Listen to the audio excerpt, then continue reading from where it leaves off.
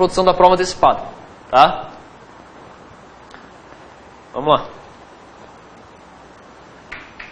Então, lá, senhores, o artigo 156, só para a gente se situar aqui, tá?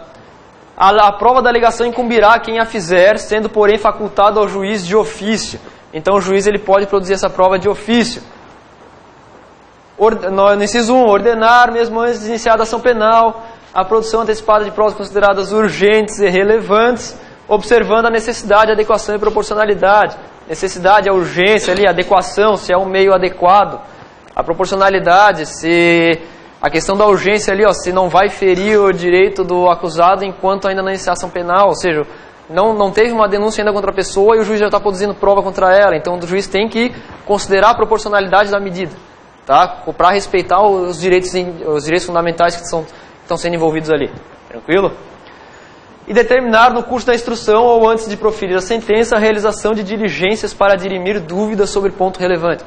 Então, existe um ponto relevante no processo que as partes juntaram provas, mas ainda não está concreto. Ainda tem dúvida, o juiz ainda não está convencido de que é um lado, de que é o outro, de que existe a condenação, de que existe a possibilidade de absolvição. Então, o juiz ele vai produzir provas para dirimir essa dúvida. O juiz ficou sabendo de um documento lá na Casa do Chapéu, no hospital, dependendo do crime, que tem relevância ao processo e nenhuma das duas partes juntou. O juiz vai determinar juntada. Vai lá buscar aquele documento, junta seu processo. Nenhuma das partes solicitou. O juiz foi de ofício, foi lá e buscou.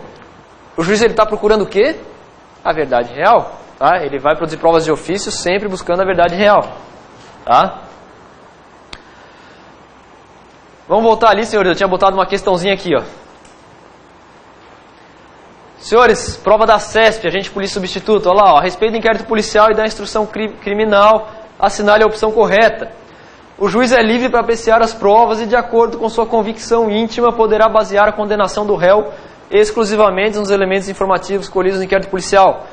Foi o exemplo que eu dei. Olha só, CESP 2016, a prova CESP. CESP é uma banca aí que intimida bastante, mas olha o nível da questão, tranquilo, pô, né? Tranquilinha, pô, com base no artigo 155 lá, beleza? Então tá errado, o juiz ele não pode basear a condenação exclusivamente nos elementos informativos, tá? Vamos lá. Outra aí, ó. Senhores, concurso para delegado federal, 2018, ó, quentinha, tá? Por força do princípio da verdade real, então tá lá, busca da verdade real. Se uma autoridade policial determinar que o indiciado forneça material biológico para a coleta de amostra para exame de DNA, cujo resultado poderá constituir prova para determinar a autoria de um crime, o indiciado estará obrigado a cumprir a determinação? Não, que princípio é esse? Princípio da não autoincriminação, princípio de não produzir provas contra si mesmo, tá? Então, olha lá, o exemplo que tinha perguntado, tá? Em caso nenhum, a pessoa é obrigada a fornecer prova contra ela mesma, tá? Nem por ordem judicial, tá? Tranquilo aqui? Então, errado. Vocês estão vendo, senhores? Olha só, é um concurso para delegado federal. O pessoal pensa assim, deve ser uma coisa de outro mundo. Não é, pô? Tranquilinho, tá? Tranquilinho. Os senhores vão sair daqui e vão responder qualquer questão de qualquer prova aí de concurso, tá? Sobre provas. Senhores, rapidamente aí uma questão sobre a classificação de prova, tá? A classificação das provas. Então a prova quanto ao objeto, ela pode ser direta ou indireta.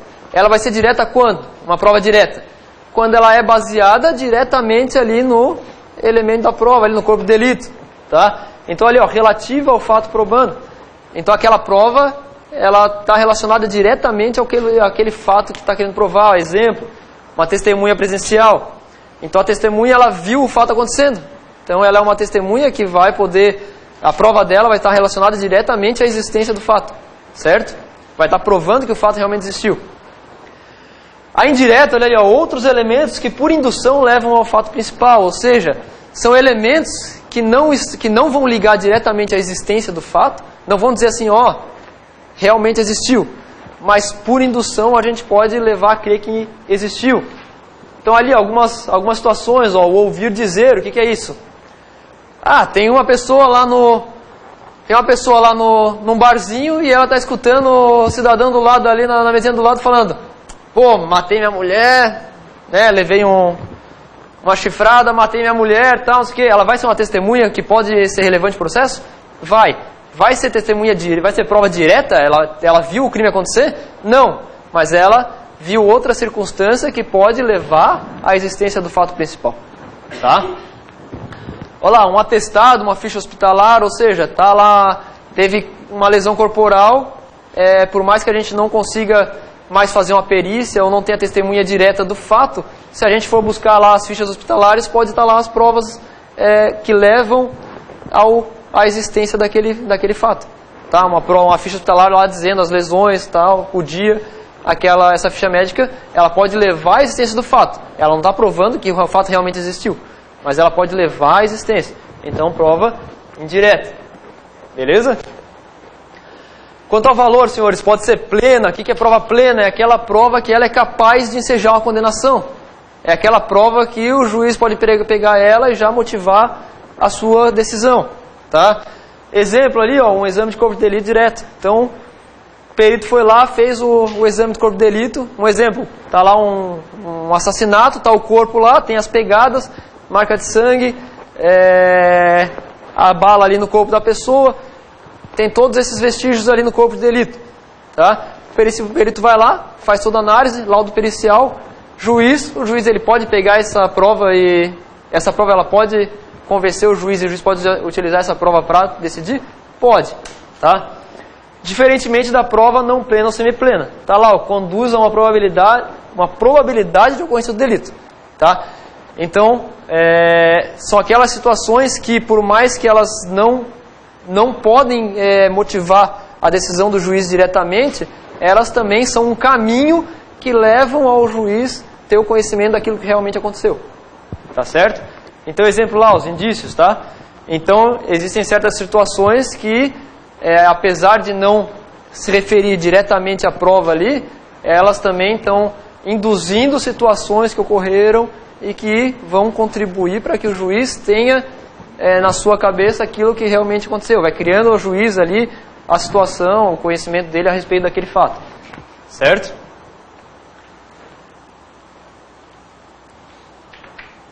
Vamos lá, quanto ao sujeito, real ou pessoal. Então, real são os objetos e coisas emergentes do fato, ou seja, são aqueles objetos e coisas que estão diretamente relacionados ao fato.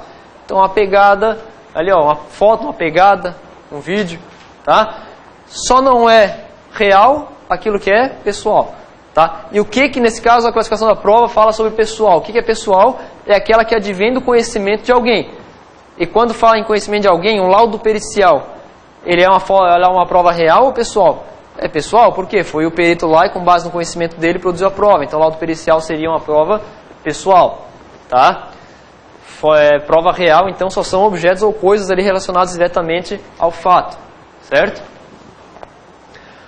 E por fim ali, quanto à forma, testemunhal, documental e material. Então ali o próprio nome já diz, tá? A prova testemunhal é aquela baseada no depoimento de alguém, tá?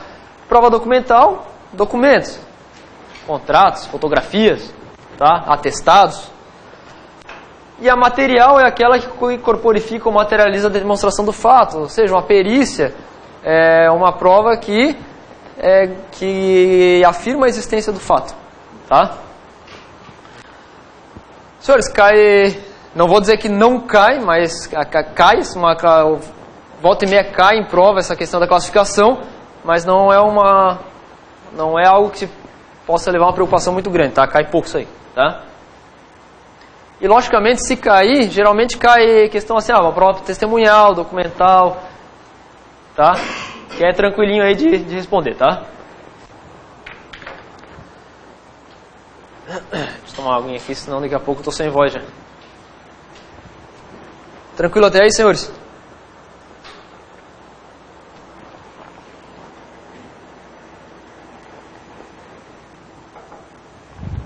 Vamos lá. Senhores, vamos entrar agora no objeto da prova, tá? O que é o objeto da prova? Senhores, o objeto da prova é o fato delituoso, tá? Ou o fato delituoso, ou todos os fatos que envolvem o fato delituoso ali para demonstração do fato principal, certo? Só que é tudo que envolve ali o fato principal? Não, apenas aqueles pertinentes, tá? Então toda alegação das partes, desde que sejam pertinentes ao processo, podem ser objeto de prova. Ah, professor, mas o que seria um fato impertinente, uma alegação impertinente? Ah, na defesa, a defesa vai lá e fala, ó, no dia do crime, o réu estava na praia, num dia bonito, sem nuvem nenhuma, baita dia de praia, e aí tomou as providências dele lá. Alegação pertinente, essa questão de ter falado que o dia estava bonito, que não tinha nuvem, tem alguma pertinência para a causa? Não tem. Então precisa provar isso? Não. Tá? Só precisa provar aquilo que é pertinente para o julgamento da causa, certo? Senhores, não precisam de prova, tá? Não precisa de prova e aqui eu vou pedir uma atenção dos senhores porque isso aqui cai bastante, tá? Cai bastante. Então fiquem ligados nisso aqui, tá? Não precisam de prova, direito federal.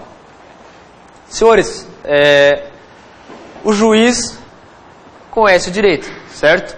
O juiz ele tem a obrigação de conhecer o direito, tá? A gente tem que fazer prova do direito? Não, pô, o juiz ele conhece o direito, ele tem que conhecer o direito. Só que ele tem que conhecer qual direito? O federal. Código de Processo Penal, Código Civil, Código de Processo Civil, Código Eleitoral, certo?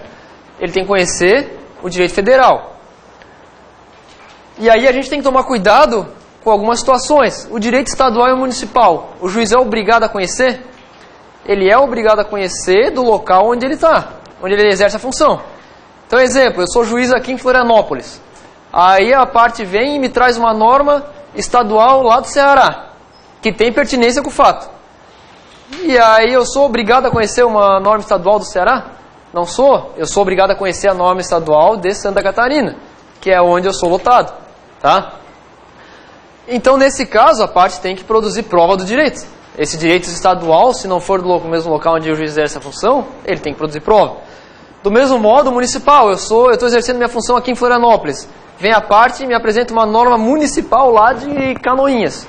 Eu sou obrigado a conhecer as leis municipais de Canoinhas? Não sou obrigado. Eu tenho que conhecer as leis municipais da cidade onde estou exercendo minha função, certo? Então também, a parte também tem que produzir prova nessa situação. Senhores, o direito alienígena, o que é o direito alienígena? É o direito lá de Marte? Não? É o direito estrangeiro, tá, senhores? O direito alienígena é o direito estrangeiro. Então, a mesma coisa, a parte me traz uma norma americana que ela acha que tem pertinência para a causa ali. Ela vai ter que provar. O juiz ele é obrigado a conhecer o direito federal, o direito nacional aqui, certo? Direito estrangeiro? Não. A parte vai ter que provar, certo? Por fim, ali o consuetudinário. O que é o direito consuetudinário? São os costumes, tá? Lembrem disso, tá? Sempre que falar em consuetudinário lá na prova, está relacionado aos costumes. E aí, quando é que a parte vai ter que provar costume? Exemplo, artigo 155 lá, o furto. Quando o furto é cometido durante o repouso noturno, ele tem uma causa de aumento de pena, certo? A pena é aumentada quando o furto é cometido durante o repouso noturno. Mas o que é repouso noturno?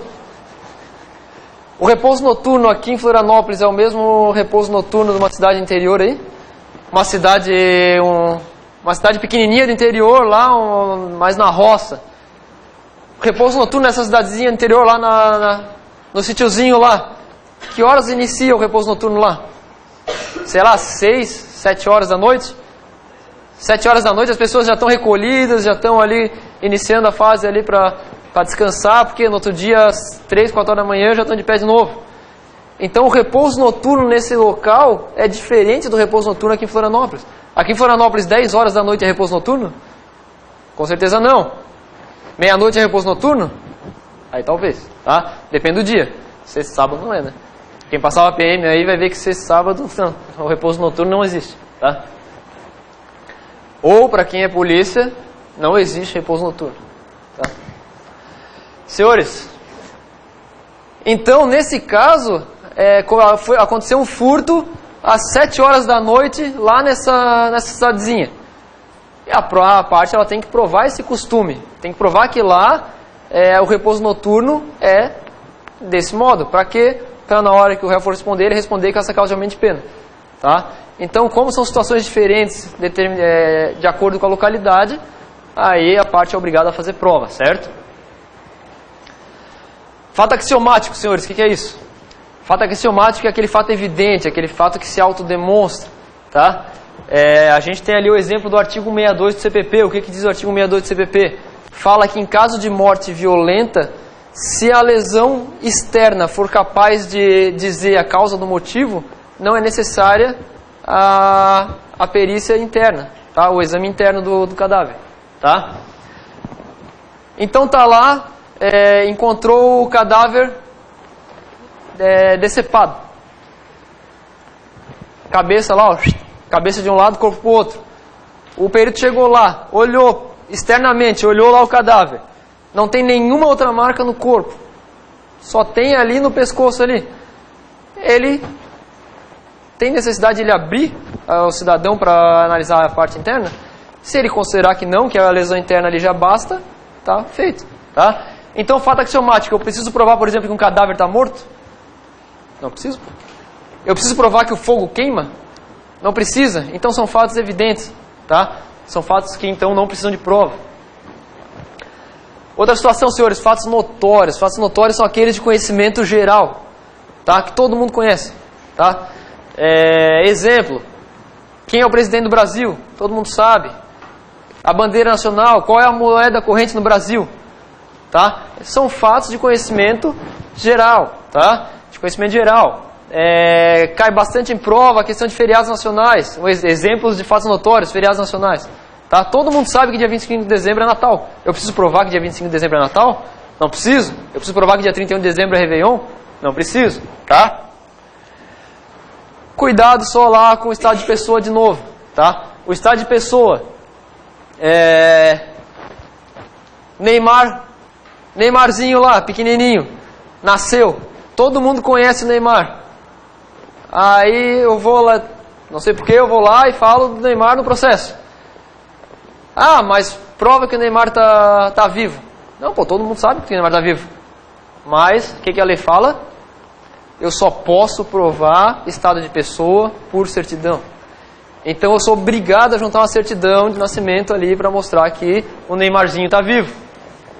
Casamento, pô, o príncipe William casou. Todo mundo sabe que o príncipe William casou. Beleza, o juiz vai lá, cadê o certidão de casamento? Não tem como provar de outra situação, tá, senhores? É obrigatória a certidão. A lei civil determina que em estado de pessoa somente se prova por certidão, tá?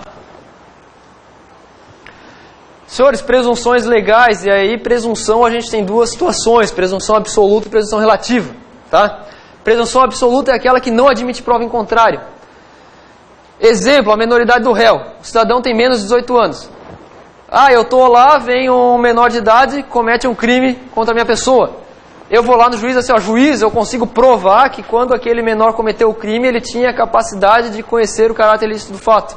Ele sabia o que ele estava fazendo, ele sabia que era crime, ele mesmo assim foi lá e praticou o crime.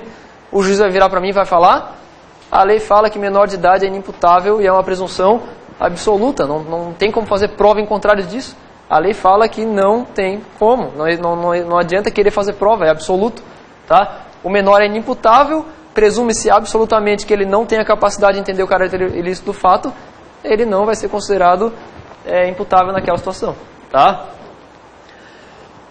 Outra, diferente da presunção relativa. A presunção relativa é aquela que admite prova em contrário. Então a inocência, ela é absoluta ou relativa? É relativa. Presume-se a inocência desde que não se prove o contrário. Então a inocência é uma presunção relativa. Porém, ela precisa de prova, eu preciso provar minha inocência. A gente viu lá a questão da corrente ali, mas em tese não. Quem tem que provar que a pessoa é culpada é a acusação. Se a acusação não demonstrar que a pessoa é culpada e a pessoa não fizer nada, ela vai ser condenada? Não, ela vai ser absolvida. Tá? Então, senhores, no caso de presunção relativa, inverte-se o ônus da prova. Tá? Inverte-se o ônus da prova.